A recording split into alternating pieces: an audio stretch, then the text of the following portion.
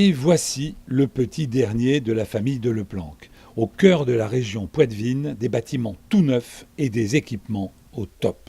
La station concrètement en elle-même, c'est sécher les semences, les conditionner et les expédier.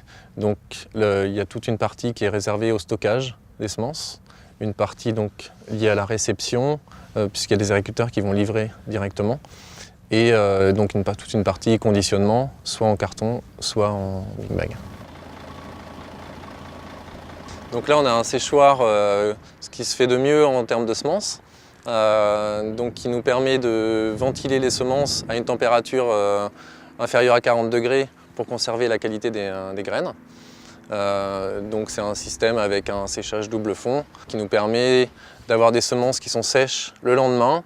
Donc on peut sécher 15 caissons à la fois. On possède 30 caissons sur la zone ici, ce qui nous permet de faire la rotation pendant la période de récolte.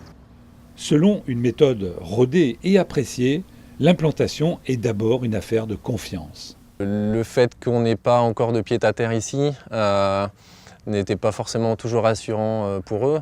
Là, ils voient que de Leplanck a fait un effort d'investissement et donc c'est une bonne image pour l'entreprise, c'est sûr. Quand on voit ce qui a été installé, les investissements qui ont été réalisés, on se dit que la société veut rester dans la région et veut pérenniser la production dans la région Poitou-Charentes. Donc ça nous réconforte et ça nous motive dans ce sens-là. Au départ, les techniciens venaient régulièrement, mais ils venaient de la Beauce pour faire le suivi technique.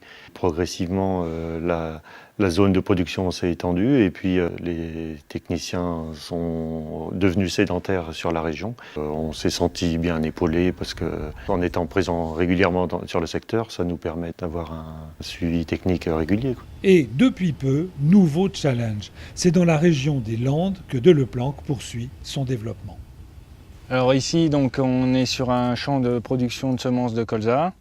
Donc, cette culture a été amenée par De Leplanck dans les années 2009. Au début sur très peu de parcelles, 1 à 2 parcelles pour commencer. Cette année, on a une quinzaine de parcelles. On se maintient dans cet ordre d'idées. On travaille donc avec une quinzaine de producteurs. Désormais, il faut donc recruter et expliquer que la production de semences a trouvé son nouveau territoire. On rend visite aux agriculteurs en leur présentant les grandes étapes de la culture, ses spécificités, ses difficultés, sa rémunération bien entendu, et aussi les avantages que celle-ci va apporter dans l'exploitation en termes de rotation, mais également de revenus. À Cestas, à quelques kilomètres de Bordeaux, la formule du partenariat a été préférée à la construction d'un site et le service rendu est efficace. Lorsque les agriculteurs récoltent une semence trop humide et que cela nécessite de sécher, on amène les semences ici au domaine des pins et on réalise le séchage et le domaine des pins réalise aussi l'expédition. Et puis petit à petit, du fait qu'on avait la sécurité de séchage, ils ont cherché d'autres agriculteurs et la surface s'est augmentée dans les Landes petit à petit comme ça.